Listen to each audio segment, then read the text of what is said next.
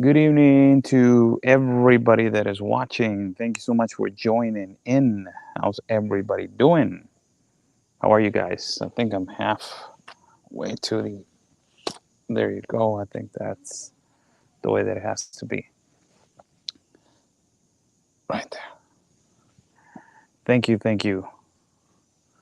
How are you guys? I'm listening to your comments.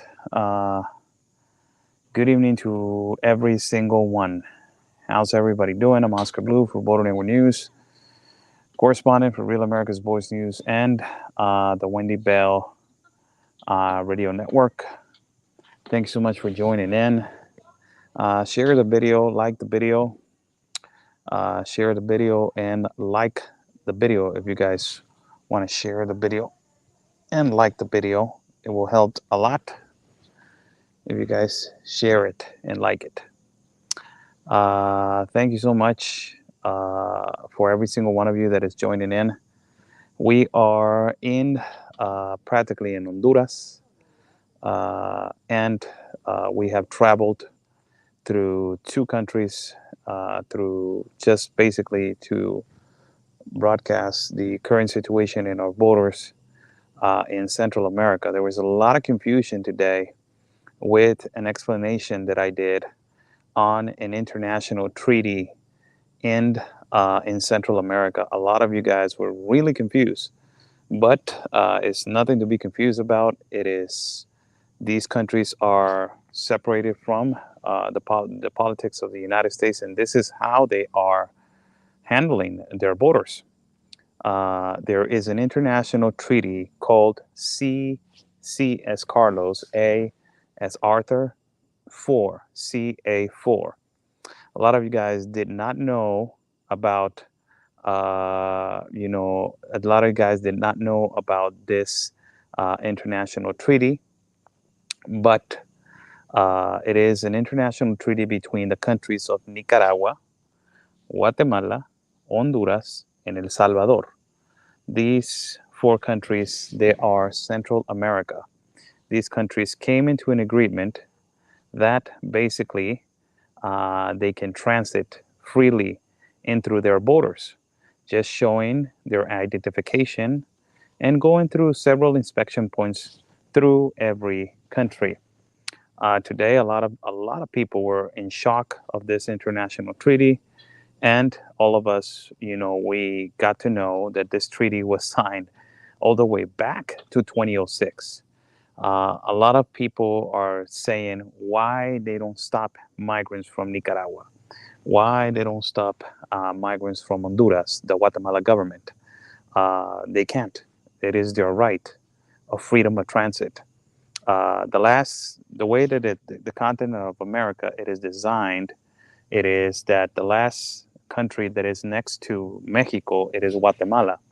Mexico is not in this international treaty. Mexico is independent sovereign nation that ultimately is not with no other entity or no other country of freedom of transit.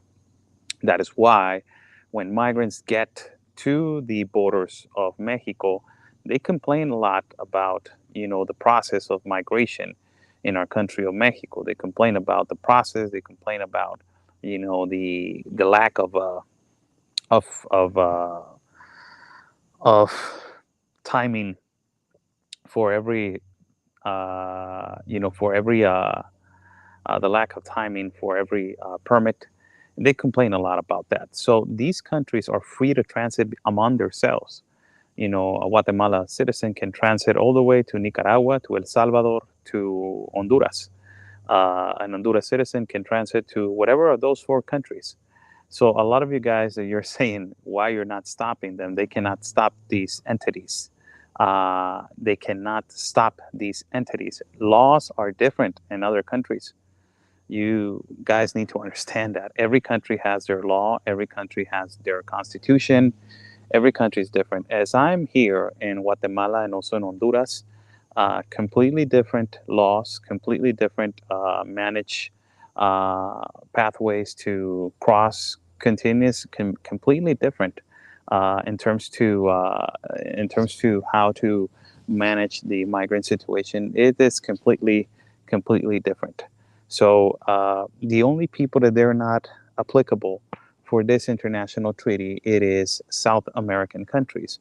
That is Bolivia, Peru, Ecuador, and you guys are getting, you guys are getting a lot of people from Venezuela that they're coming because of the socialist dictator and communist dictator Nicolas Maduro. So these countries, they do not apply for, the basically the freedom of transit or the international treaty. They do not apply. So when they come in, they have to register. A lot of the migrants from Venezuela are being not returned back, but in a way they're processing them in the immigration center of Guatemala. I have to say this, and I have to be honest and accurate about this, The Guatemala government, with the Institute National Immigration of Guatemala, the National Guard of Guatemala, the police of civil police of Guatemala, they are doing a great job on treating their law and order, on addressing what they need to address, on finding a way to contain what it is not their responsibility to be contained. It is not their responsibility to be contained of that. And it is not their responsibility to do that. They have an international agreement with all these other countries. And if if Venezuelans, people from Peru, people from Ecuador, people from Bolivia, people from other entities in South America are coming in, they have their obligation, because they're transitating to their country, to process them. When they arrive to Guatemala and Honduras, they need to fill out 2 forms, and those 2 forms, South American countries or South American migrants, those 2 forms are for them to register as they are coming into this country, whatever country, Honduras or Nicaragua, or in their way, Guatemala. And ultimately, also not only that, but they need to go into immigration office and register to the applicable transit to transit freely into the countries. Their process is really quick. It's not that fast, but it's really quick. It's not that, it doesn't take that long. But in terms to what they're doing to them, they are returning a lot of people back. Now, I have to be honest with you guys. We are, analyzing from the point of view of Central America, and there's a lot of collateral damage, And this collateral damage, I need to say it again, and I'm going to say it, open border policies do not work. And the government of Guatemala has suffered because of that. You hear these civil police officers, you hear people from the Institute National Immigration of Guatemala, that they have to work double now because it is the fault of the Biden administration. And you talk to these officers off the record, and you talk to the National Guard officials, and you talk to military men from over here, and they say, why we have to pay for his mistakes? Why do we have to mistreat other people? Or why do we have to do their job? And they're actually correct. The Biden administration has made it clear since they started the government in 2020. They started, basically opening up their borders and inviting the world. They have to transit to those countries, and the governments from those countries are the ones that they have been suffering the mass migration, as Panama is the number one that it has been witness of a lot of people that they have died in the Darien Gap. And, it is absolutely devastating, these experiences that I have heard from migrants as walking into a pond, or into a pantano. How do you say pantano in English? I forgot how to say it. Walk into mud, long, spaces of mud. Walking into and underneath the mud hits all the way to their chest, and they're walking underneath with dead bodies. They're walking on top of dead bodies. They come out with human hair, and it's just holy cow, man. When I'm hearing swamp, yes, a swamp. Thank you so much. I forgot about that. When I'm hearing all these experiences, all these stories, and then later on, when you hear the migrants say, why Joe Biden did it all the way till now? Why? Why till now?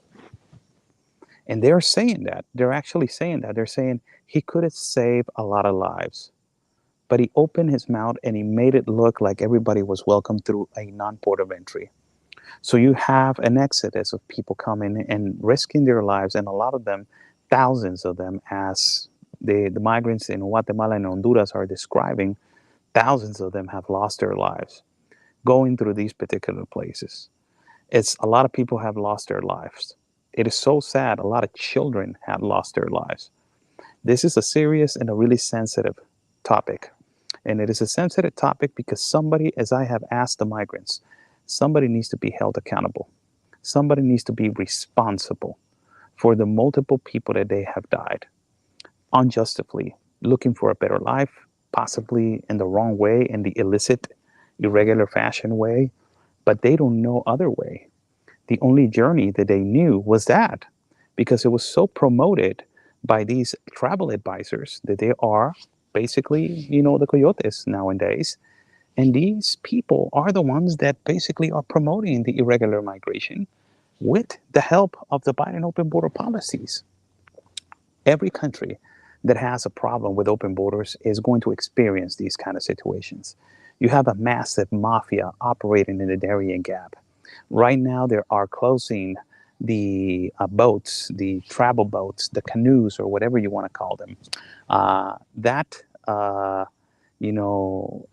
they are basically, they were transporting migrants from Venezuela to one side to another. It is so sad, man. It is really sad.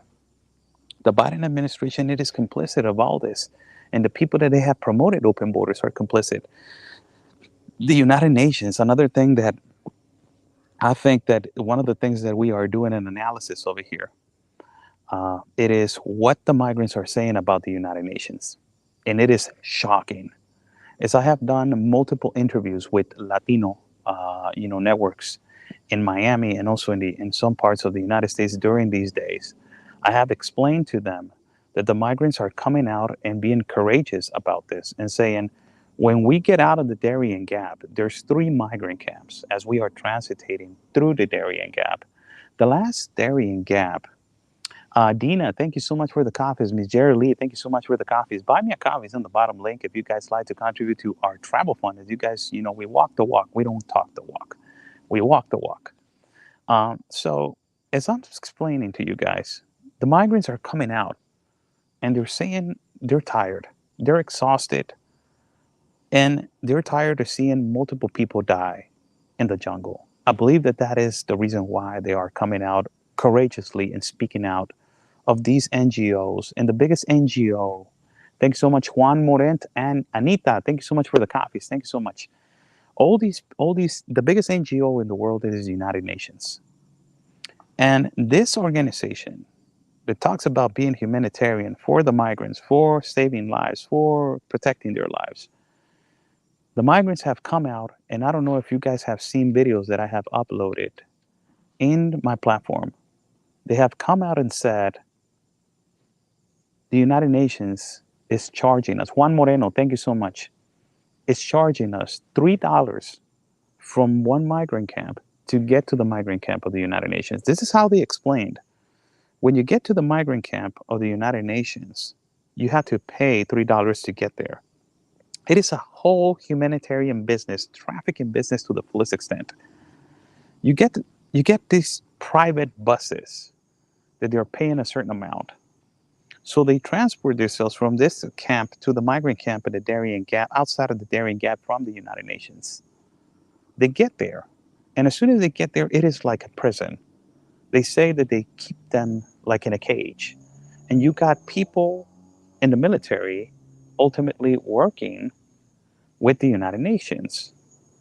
And after that, the United Nations tells you when you're going in, if you want to go ahead and continue your journey and get a bus for you to not walk, they give you an option. Option number 1, pay the bus fare, $40. Option number 2, you can do social work, and that way you pay your bus ticket. So it's human labor. It is taking advantage of the most vulnerable people, that is Venezuelan migrants, that they're going through a communist dictatorship or dictatorship, however you want to call it. And these people, some of them, they don't have money. They have some amount of money because a lot of the people that they're sending money from the United States over here. And with that money, they move around, or they have sold all their properties, houses, cars, everything, and all with the promises of the Biden administration. And when you get there, they have to pay $40 to get out of the United Nations, or you can be the one that says, F you, I don't want to give you money. You're supposed to be helping us. But in exchange, they get a hot plate. As they get out of the United Nations, if you don't have money, you can pay with labor, cleaning the camp, picking up the trash, giving them food, helping with the process. Holy cow, when they were saying this, the first lady that said this, it was on a live feed with a journalist that I was live on Instagram. She is from Spain. She's in Madrid in Spain. She's Venezuelan. And we were in a live feed, and one lady said this, like, we pay $40 to the United Nations, and we were like shocked, like, what the hell? When did that came from? So after that, I was like, you know what? I will make sure that this gets out. And let me ask migrants if this is true. So I started going one by one by one by one. And every single one was saying, yes, the United Nations is charging $40 to get out of this migrant camp. Or they give you social work for you to pay the bus ticket. Incredible. I was so shocked because it doesn't surprise me anymore what this organization can do. But the hypocritical, you know, attitude of charging people the most vulnerable. And, and sadly, these people work for a couple of days cleaning the whole camp, couple of days. And then the migrants, because the migrants themselves, I will tell you something.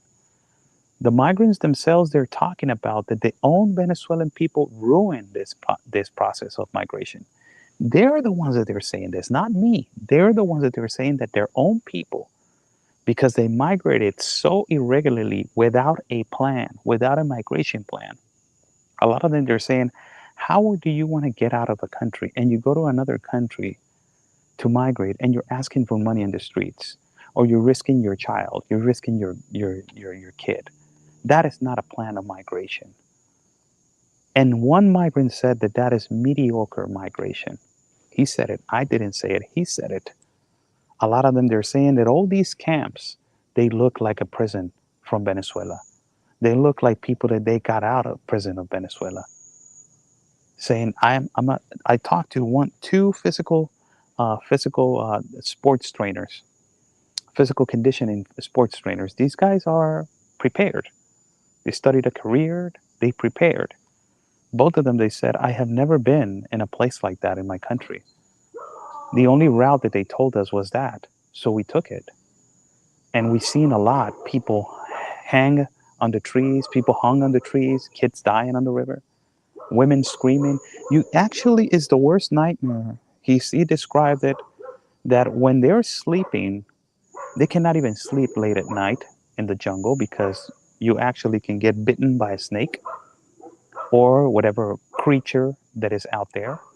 But when they sleep a little bit, they say that they wake up because of women are screaming, children are screaming, men are yelling help. It is so, that jungle, it is possessed by the devil. It is hell himself. The United Nations knows about this. Not only the United Nations knows about this, every international open border country that is for open borders, they know about this. And they haven't done squat to fix it. Now the United Nations came out and said that they're going to give out $3 billion to aid Venezuela. Why now? Why till now? Until a lot of people have died? Until a lot of children have suffered?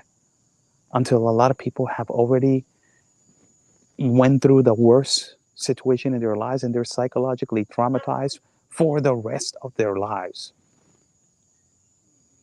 It is a reality of what is happening. It is a cruel reality. And it is sad that this reality has hit, a lot of migrants. To talk to them and to experience what they're saying. Buenas noches.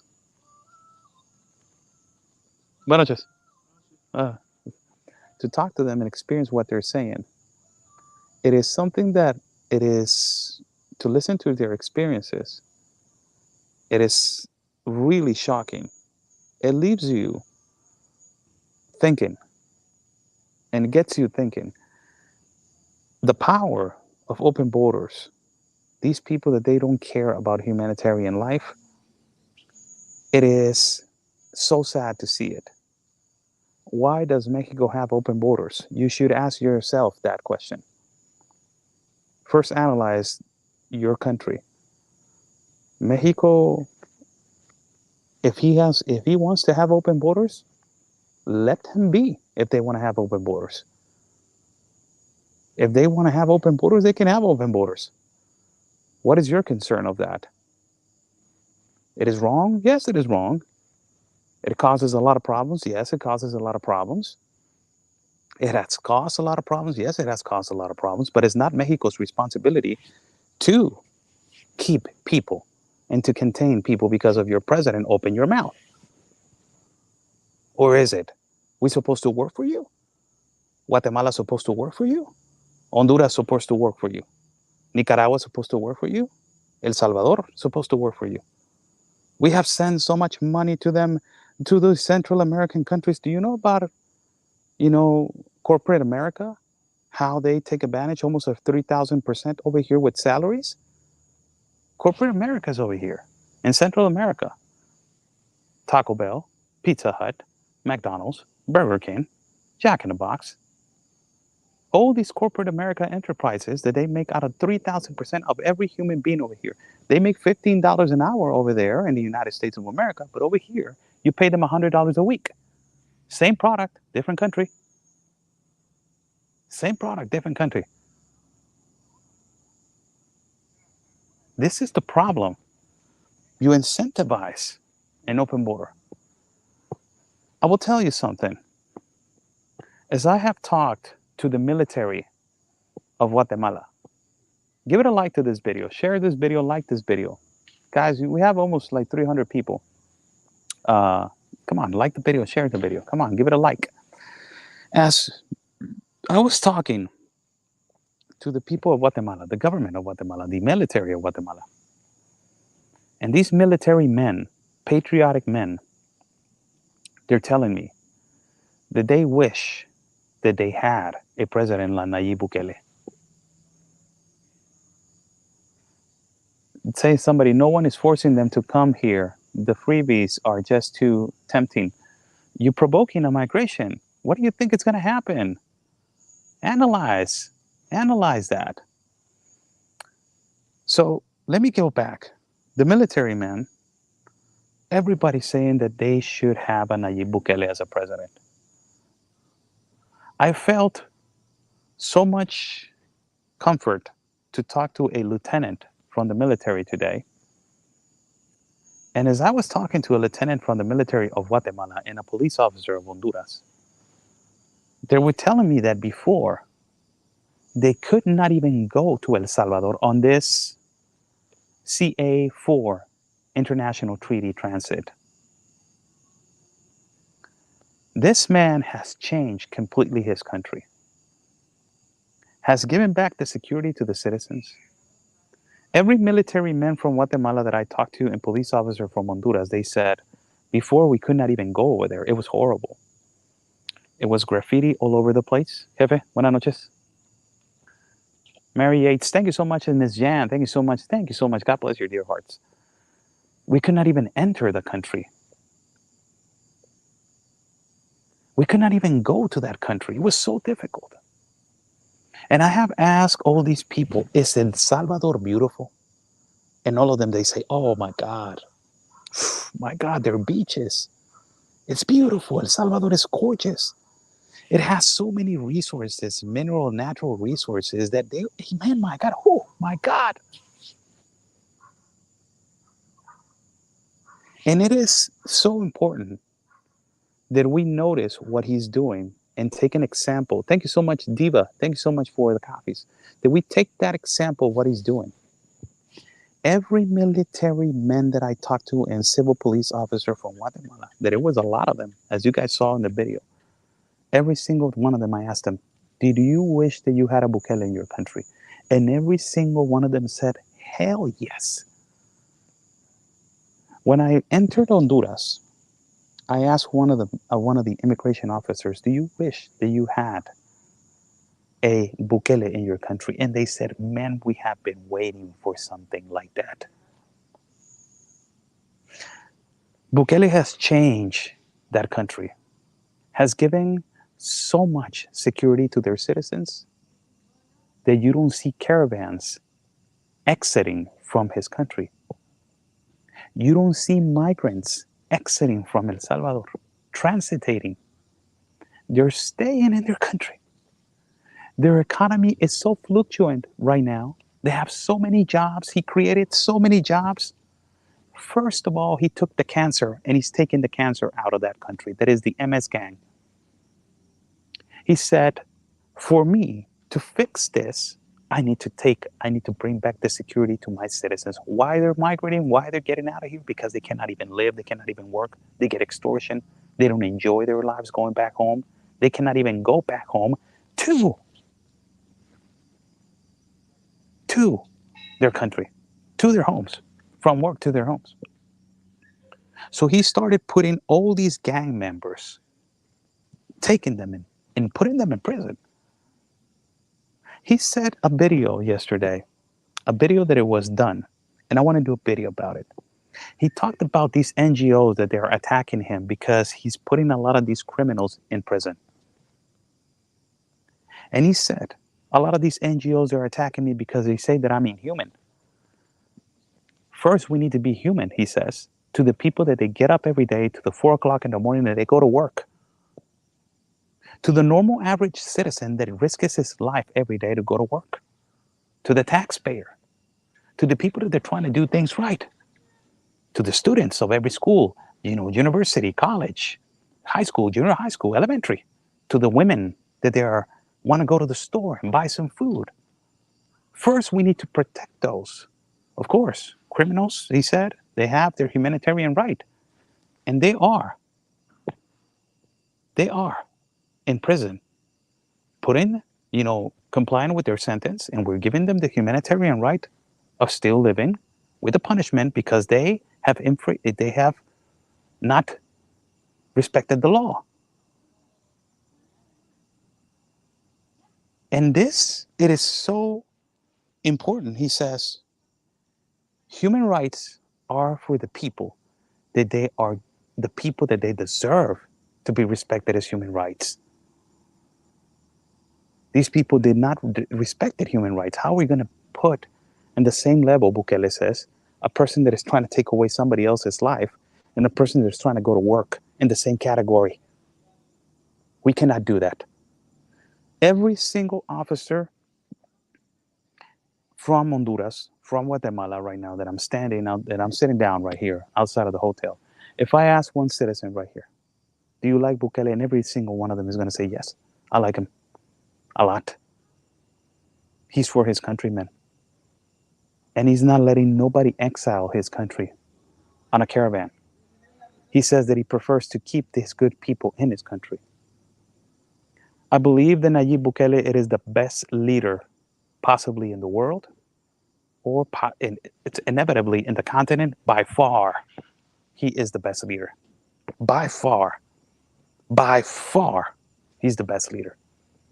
He's a great negotiator. He has changed the economy. He changed to different economy.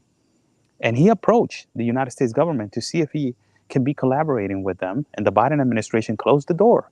And they said no. And now is one of the most profitable countries. And it's a country like this small. Everybody wants to go over there to visit the beaches. They want to be a tourist. The streets are fixed. The roads are fixed, they're saying. It looks like a first-class world country. The guy has done so many things in so less of a time. Imagine if he would have more time and if he didn't get attacked that much. The left is relentless. The left is disgusting. The left wants just absolute destruction, open border policies, people risking their lives. And they pander to the humanitarian situation all the time. That is the number one thing that is incorrect. Buenas noches. And it is absolutely a big problem. From my point of view, the authorities from Guatemala have been really nice to us. Bitcoin ain't panning out so well. The dollar ain't also. Inflation in your country ain't also. It's not also. Our peso is not even valuable over here in Guatemala. $1 for the quetzal, it's 7 quetzales for $1. The name of the coin over here is quetzal. 7 quetzales for $1. In Mexico, it is almost 20 pesos for $1. The inflation is so bad. You're talking about valuable money?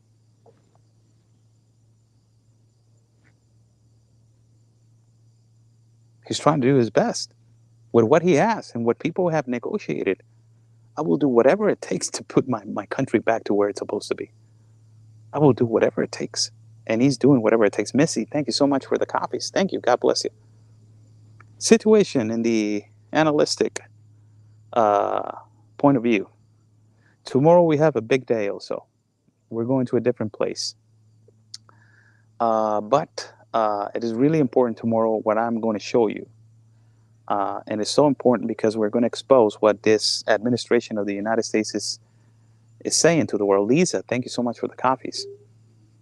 This administration of the United States is saying that they are for the people, the humanitarian rights, and for helping migrants and all this kind of stuff. Doesn't it look like what Joe Biden is doing is something that Barack Obama did in his administration? Analyze this. Private companies, transportation, private airplanes to deport and to come back. Barack Obama started putting illegal re-entry into the country of the United States because he deported more than 5 million Latinos. So all these 5 million Latinos, they were just saying, where am I supposed to go? I have lived all of my life in the United States. I'm going to return back. So you put a crime on top of another crime. You start building private prisons, federal private prisons that they are only for deportees. In these private prisons, you become an ally of these people, and your prisons are full with people, Latino people, that you're going to deport. And when you do that, you're creating a humanitarian business.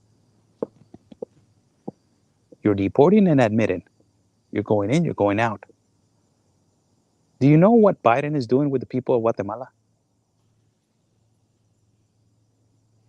401 flights and counting have been flown out in this year by the Biden administration since January to now. 401 flights. More than 42,000 people from Guatemala have been returned back to their country with unaccompanied minors. Majority family units, not military age men. Why he keeps deporting so much and why he keeps hiding the private flights? Who pays for these private flights? Who? In the United States of America. Who pays for this public transportation? Is it public or is it private? In an agreement with Mexico to send them also to Mexico and to deport them by land into Guatemala. Remember that I showed you that we followed a couple of buses that people from Central America were being returned back and we crossed to Guatemala late at night? Remember? Inhuman or human? The most lucrative business right now in the world is people. Sadly, for these individuals that they are leaders, we have incompetent leaders in our country, in our countries, from the top all the way to the bottom. Nobody has the balls, let me say that like it is, to take over the country. The only one has been Nayib Bukele. He has the balls to say, you know what, this is the way that is going to be done. And you respect my country. And you respect that I'm trying to grow economically in my country. But from top to bottom, Trudeau, horrible, taking away the guns of the Canadians and freedom of speech. Biden, horrible, open border policies, leftist policies that they are destroying the country, inflation, poverty. AMLO, cartel state, agreements with the cartel, destruction, more than 140,000 murders, the highest insecure government in the history of Mexico. From there, we go to different countries, Honduras, Nicaragua, going to a dictatorship right now, dictatorship of Ortega, burning churches, taking away freedom of speech, saying that the popes and the priests of the Catholic churches, why are they deciding who they pick? It's supposed to be the people. Mixing politics with religion, burning churches, letting the radicals and the left burn their churches and go and hit the priests on their faces. You go down, Ecuador, leftists, Peru, disastrous, leftists. What else? Bolivia, leftists. Venezuela, for God's sake, an exodus of people. More than 8 million people have exiled Venezuela since 2015. Good people, bad people, everybody going out of their country. Colombia, right now, they're exiting. Petro is inflating the economy like you don't even imagine. The dollar is going up. What leftists do? They inflate the economy and they say all these programs that they want to help people, but they tax the people. You know, the saying of one of the most incompetent leaders of the United States of America, Alexander Ocasio, tax the rich. That ideology, it is proven. You go down, a little bit more down, Chile, how they're doing, leftist government, Argentina, pure leftist. Bolsonaro being removed right now in controversial elections to the left. Populism, to talk really beautiful like all these incompetent leaders have done. Barack Obama was a great preacher to the choir. And everybody thought that he was going to be the great man, that he was going to help us create a better relationship with Latinos. Worst relationship ever in history. The president that deported more Mexicans in history. Biden was vice president. Is he doing exactly the same thing? He doesn't even know what he's doing. Somebody's running that guy. Somebody's telling him what to do. The U.S. has been, and Nayib Bukele has said this, the best president of the continent of America has said this publicly on a statement, and he said it on the United Nations platform. He said, the United States is being destroyed by within. Nobody's destroying the United States. Their own politicians are destroying that beautiful country. That country that is a leader of the world, freedom, country that has been leader of the world in the American dream, it's being destroyed by these leftist politicians. He has said it multiple times. Is he right or is he wrong? Asking you a question.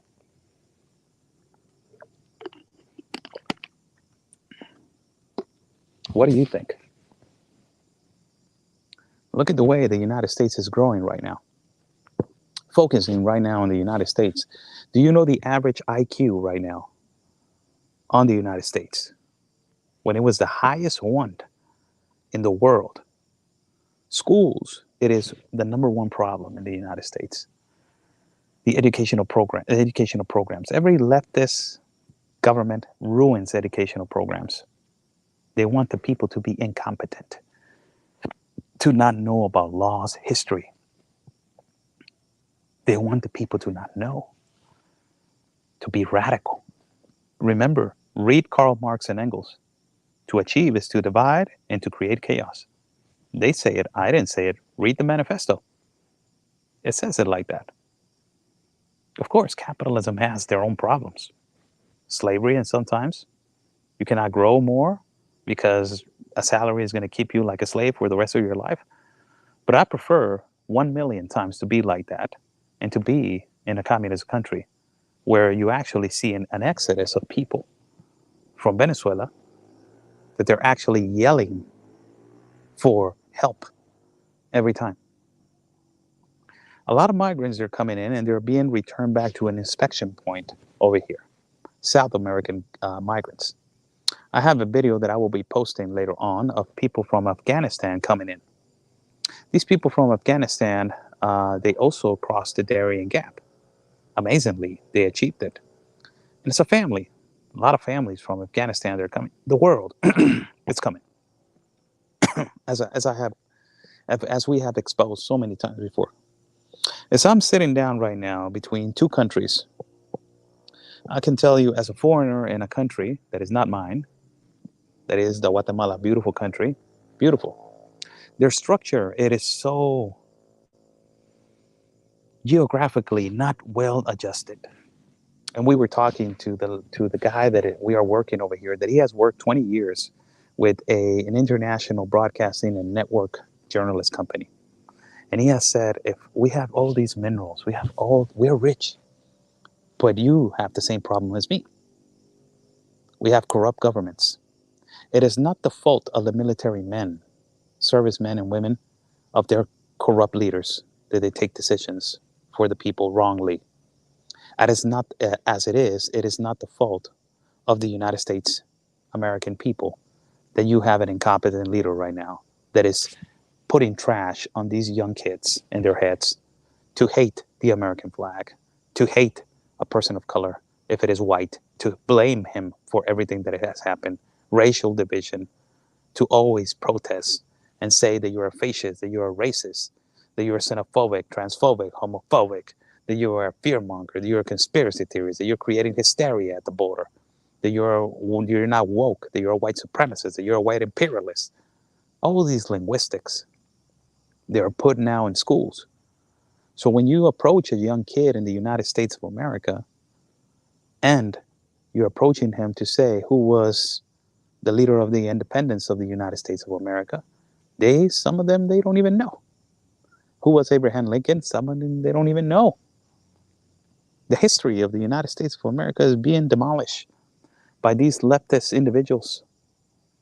The richest thing that the United States has is their history, their accomplishments in the world, music, food, international economy.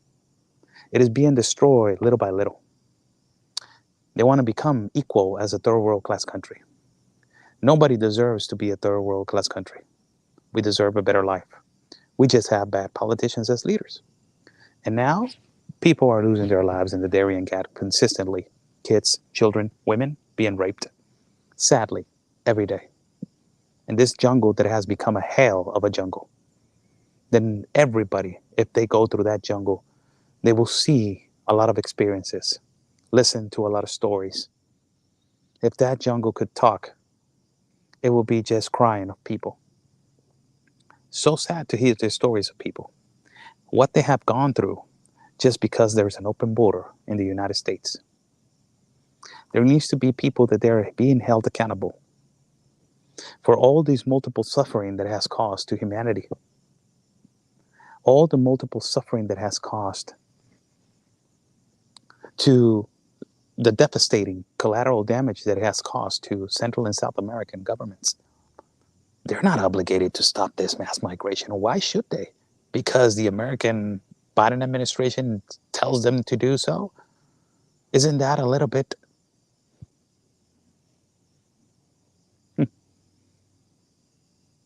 They're a sovereign nation. They have their own laws. They're an independent country.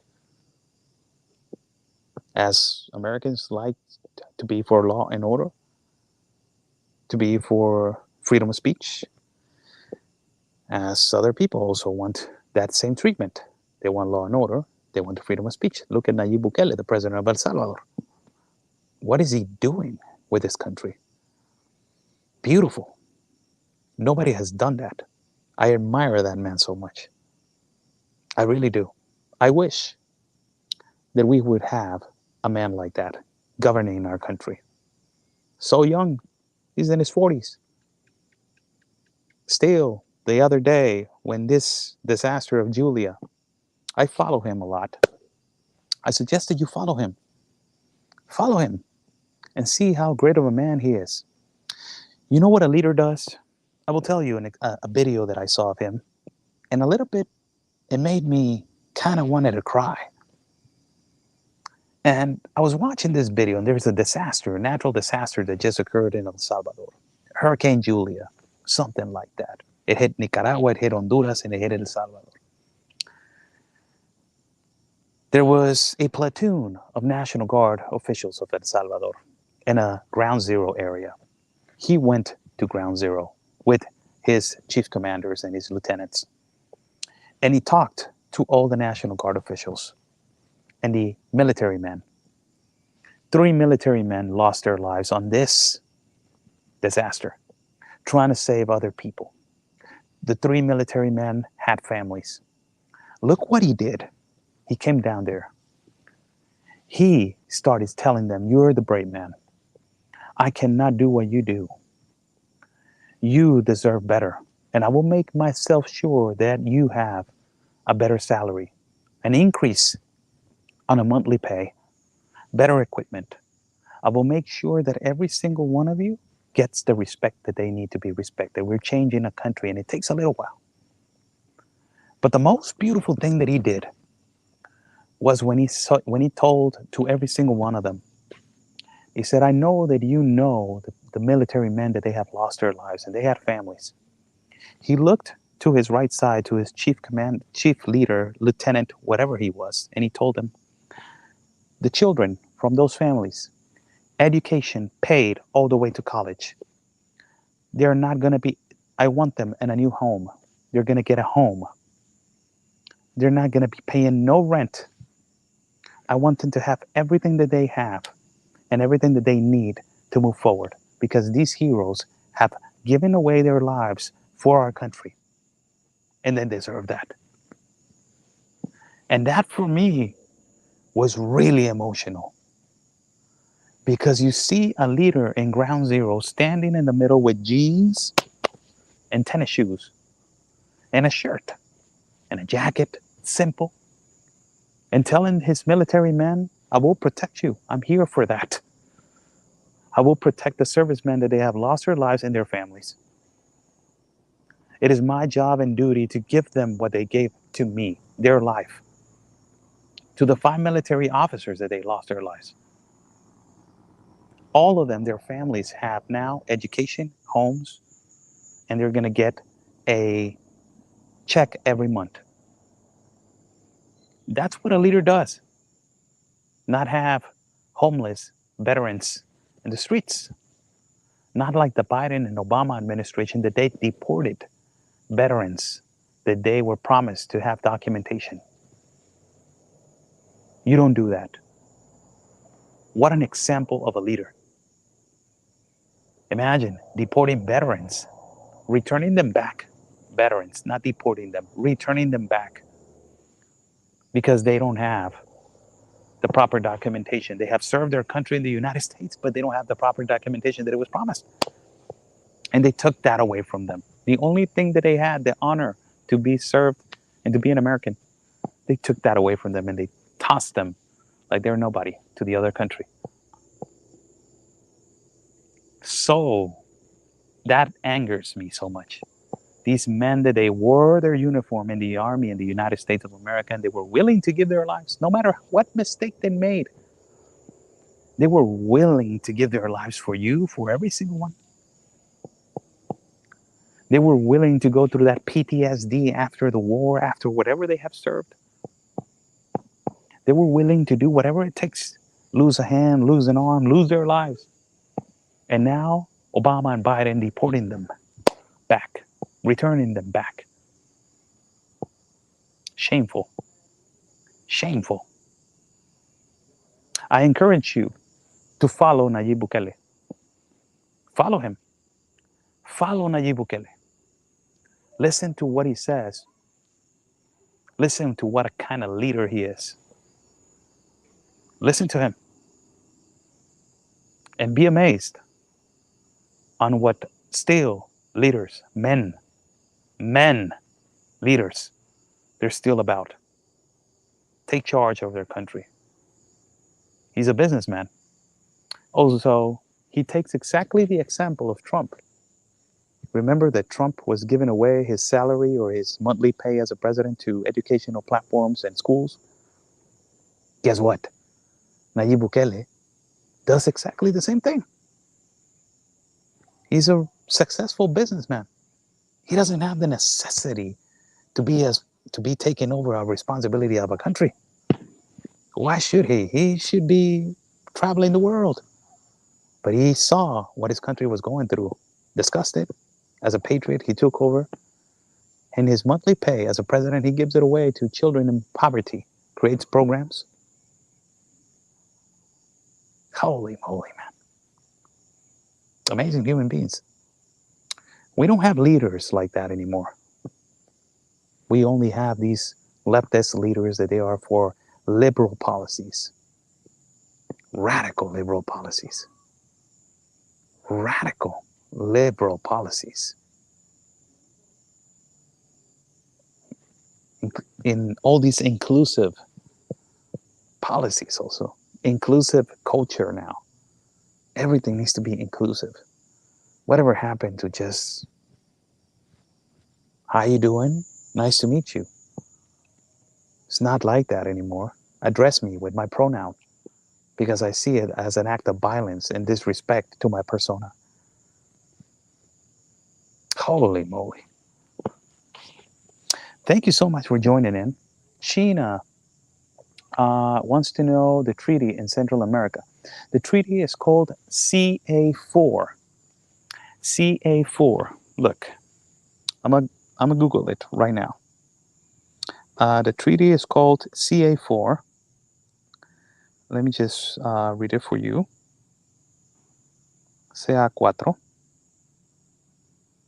And it is an international treaty between the countries of Central America, of Nicaragua, Honduras, and I will translate right here, CA-4. It says the Treaty of Central America of Free of Mobility, CA-4, stands in a presidential agreement signed between the governments of El Salvador, Guatemala, Honduras, and Nicaragua, with the objective to allow the transit in the region of the co-nationals of the countries that they already signed, and the free transit into their countries without utilizing a passport, and with migration instruments. They need to be, you don't need, a lot of documentation, just basically. It was signed in 2006. Nobody knew about this. And I knew about an international treaty of freedom of transit. I knew about it, but I never put attention to it. But as soon as I came over here, what more better than study it with people that they are here from Honduras and Guatemala, that they are explaining to you what this freedom of transit treaty it is about. Questions, Q&A for everybody that is in the audience. I will try to answer your questions, legitimate, respectful questions, please. For people that want to ask me a question, I am in the backyard of the hotel that I'm staying, in between two lands. I can say between two lands in Guatemala and Honduras. The geographic is so crazy over here. But I'm between two lands. Beautiful people of Honduras, beautiful people of Guatemala, gorgeous people of Guatemala, The military service women and men and women have been so nice to me, and they are doing an incredible job. I have nothing bad to say about them. In the Institute National Immigration of Guatemala, they're trying to do the best that they can. They're trying to do the most, as a military man described me yesterday. He said, we are trying to do it the most humanitarian way. Charlie Cruz, thanks for shining the light on truth and reality, Oscar. Thank you so much. Thank you for broadcasting tonight. Thank you so much, U-Haul. Somebody's asking about the water. It's called Salvavida. Different water over here. Question. Okay, let me see a question right here. You know whose child was taken as a ticket to the U.S. Really delicate question. Really delicate question. I am not going to answer that because that puts me in a predicament, and that basically makes me responsible to say, yes, I seen, and this is the case, and then is show me the evidence, because we're going to hold you accountable for this information. So really sensitive. I will not answer that. Oscar, and with all respect, Oscar, thank you so much for showing everyone the truth about my Honduran home. Beautiful Honduran, beautiful home. I was going to go today to the ruins of Copan, but there was a particular situation right there in the port of entry, which they had a something going on over there that we were going to wait like for 2 to 3 hours to go in there. And we were like, you know what, we go tomorrow. But we were going to go to the pyramids of Copan, and I wanted to show my audience that. It's like 20 minutes away from the entrance of Florido. Beautiful Copan, so historic, Maya culture. But possibly, let's see if we can do that later on, or at another occasion. And Salvavia is pretty good. Yes, Salvavia right here, and I got an extra bottle right here. An extra bottle. I'm taking pictures of things that they are quite, interesting for me. Taking pictures of everything in this country and also in Honduras. Really interesting. And also that you are in a foreign country, so sometimes you feel entitled that you should be respected immediately, or you should be able to translate, or you should be able to do this and do that, when ultimately we don't know that we really analyze ourselves and say, hey, I'm in a foreign country. I need to respect this country. I need to understand that there are laws, and they're telling me to go back to the line. It's go back to the line. Wait in line, wait in line. It's not the same as it was Mexico or as I have visited the United States. How's the coffee in Honduras? Hey, Miss Jerry, it's good. Beautiful coffee. Not like Tapachula. I can tell you, Tapachula coffee is the most biggest coffee. Respected as a guest. Yes, respected as a guest. Exactly. We need to be respected as a guest. Ultimately, if you become a resident, well, the policy over here in Guatemala, I believe, that is you have to live here for 4 to 5 years to become a resident, and then after that, you can apply for citizenship. As it is, almost when you become a resident in the United States, you have to be a resident for 5 years, and then you can apply for U.S. citizenship. I don't know if it has changed, but that was before. What has the United States promised these people crossing into America? America is a continent, the United States of America, you refer yourself to. Well, they haven't promised anything. They just opened their borders, and they just said that they were going to accept every single one. That's what they have done, and that's the biggest problem. Las baleadas, they told me about that. You need to taste las baleadas. I'm going to. Beautiful flag. It's really patriotic. Guatemala is really patriotic, as Mexico also, and as not as the United States. The United States was, and back in the day, they were really patriotic. Really patriotic, as just strong patriotic country. But this is beautiful because every place that I go, they have the flag.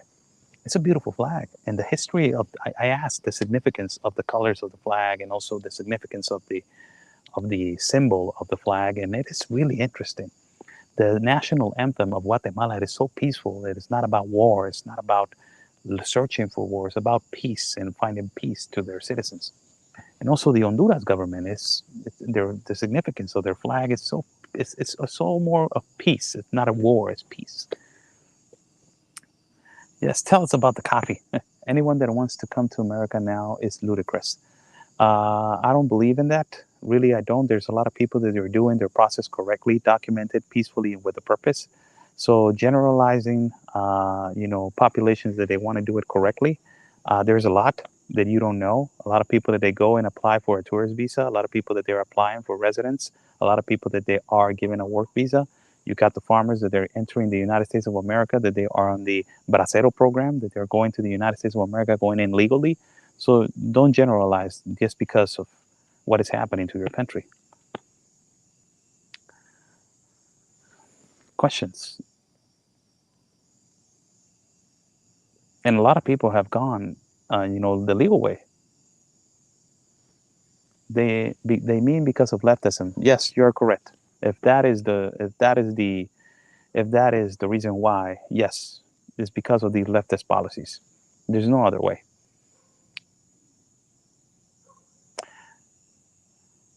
The United States is not the same, like you're saying. Yes, I got stuck back in when I was living over there. I got stuck in those days, and it's a lot of people have told me the United States has changed so much that you will be shocked and surprised. And I really do not want to believe that. I really do not want to believe that. I strongly have a heart, beat that it will change again to that great country that it is. Oscar, do you feel safe on your travels? Right now, yes, absolutely. We got two military men with us, and they're carrying, and also they can carry over here a gun. So everybody has a permit, and journalists are able to carry guns. So our guide and our experienced journalist over here, he's carrying. So I feel I feel really secure. Tell me again, the great president Nayib Bukele. Translation, please. Traducción. I'm sorry. I'm really tired. I'm doing this video just to talk to you guys for a little bit, and I prefer to do it in one language. I will do one in Spanish tomorrow if you want. You can join tomorrow exactly the same hour, and I will do one in Spanish. But today I'm really tired. It has been a long day.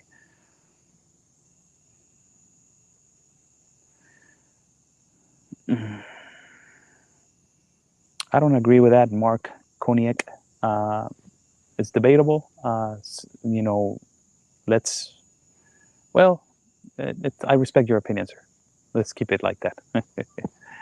Send my best regards to you, sir. I traveled to Honduras. It's absolutely beautiful. I stayed in the Tela. Oh, that's nice. That's nice. America will be the worst country to be when the... Don't say that. Don't say that. Don't ever say that. Don't ever say that. By you saying that is you giving up all your rights and giving up to fight for your country. Don't say that. You are more than that. You were born in the cradle of gold. You are more than that. So you have a power that is being born in the United States of America. Don't say that. Why you say that? You can get up one day and do as much as you can and accomplish everything that you can because you were born in the United States of America. Don't say that. Don't give up. Why you give up? Why? No. Get up. Courage, character builds a human being. Thank you, Oscar, for everything that you do. Thank you so much. The power to pray is powerful and available to us all, and it's free.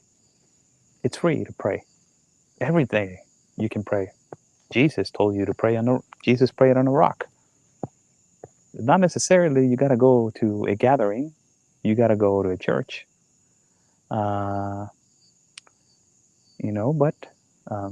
Ultimately, Jesus prayed in whatever, the most beautiful man that ever walked this planet, Jesus. Oscar, I know you're training and haven't had a beer, but Barema is a good beer. I'm not drinking. Not drinking anymore. I drink every once in a while rum. but not beer anymore. I left it alone.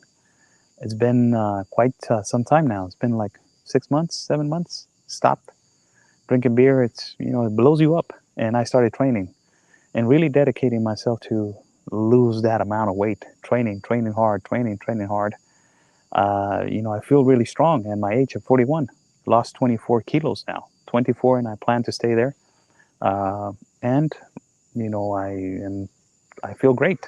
I run now for an hour and 20, an hour 10 minutes at a pace around 65, 70%. Train every day, boxing, hit the bags, 6 bags, hit the mitts, do shadow boxing, jump rope.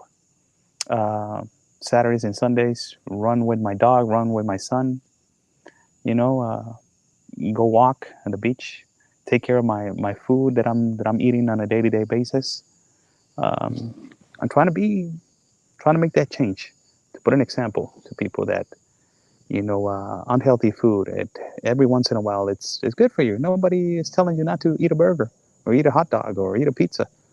Nobody's telling you that. It's nobody's telling you that, but it's more beautiful when you cheat every once in a while, but you eat healthy. Let me see right here, this comment. Cartel is getting rich on this human smuggling. You address this issue. Aren't the cartels getting rich on this human smuggling? How you will address this issue? Oof, yes they are. Yes they are. Yes they are getting richer. The travel advisors, the human smuggling, human trafficking, child trafficking, drug trafficking, all this continues to happen in the place that they buy more of this. If you want to know which is the market that asks more of illegal narcotics, is the United States of America. You have to have a buyer and a seller. The United States has an addiction problem, huge one. And in terms of human smuggling and human trafficking, it has increased massively because of the Biden administration opening up the border. Simple as that. Close the border, not close the border, secure the border. Secure the border, make people do their process correctly, document it peacefully and with a purpose. And you will have a lot of people not losing their lives, as you have right now. The count is going on 852 people from the Biden administration migrants that they have died. So you incentivize an open border agenda and you have defaults. I'm just saying what it is, the way that I look at it from a foreigner, my point of view. For every action, there's another action. You cannot be doing something without having a purpose. And when you open up a border, you have a purpose to cross to another country in an irregular way. Compassion does not equal lawlessness, but yes, being a human being does. We have to have the level of responsibility nowadays to help these other countries to be educated on law and order. We have to have that responsibility to educate and to also expose what is happening so people will stop putting themselves to this treacherous journey. We have that responsibility now as human beings, not because I don't want to do it. If you don't want to do it, that is your responsibility as a man, as a woman. But when it comes to you, you can have that responsibility, and it doesn't cost you 1 cent. It just costs you time to explain in the most human way. Because we're having a chat right now. I can have a chat right now with a migrant and be telling him, why you want to cross the river? Do you love your life? Yes, I do. Don't do that, man. Don't do it. I know that you have a necessity, and I know that, I know that you are hurting, and I know that, but, there's other countries too. It's not only that. You got Canada, you got New Zealand, you got all these countries that they're beautiful, economical countries. Got a lot of opportunities. Little by little, do a process.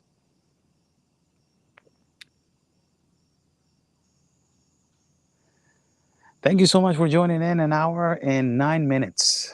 Thank you so much. I will cut this live feed I want to appreciate and thank every single one person that has supported me, our network, Real America's Voice News, my colleague Ben Berquam, and my brother Anthony Aguero. The people in Real America's Voice News, that they are beautiful people, the guys that work behind the scenes. This opportunity to be between two countries and two lands is a phenomenal experience. Being a journalist and a reporter, it gives you the ability to travel and to also experience cultures and get to know countries. And you know, it's something that is, I'm blessed. I can say God has blessed me with a second opportunity in life that I cannot even describe. How appreciated I am of my Lord and Savior Jesus Christ. So thank you so much for joining in. God bless you all. To my angels, thank you so much. You know who you are. To my supporters and every single one of you, thank you, and thank you. We're going to continue to expose. Also, I want to say thank you to the followers of the Wendy Bell Radio Network. Wendy Bell Radio Network. Thank you so much to all their followers. And also, you know, now that you're following me, thank you so much to every single one of the Wendy Bell Radio Network broadcasts. We collaborate with Wendy Bell all the time. One of the most intelligent women in the country of the United States of America. Extremely intelligent. Mr. Brock, huge hug to you, Mr. Brock. God bless you all. Thank you. We will talk tomorrow. I'm going to go and rest now. It is going to be 10 o'clock at night.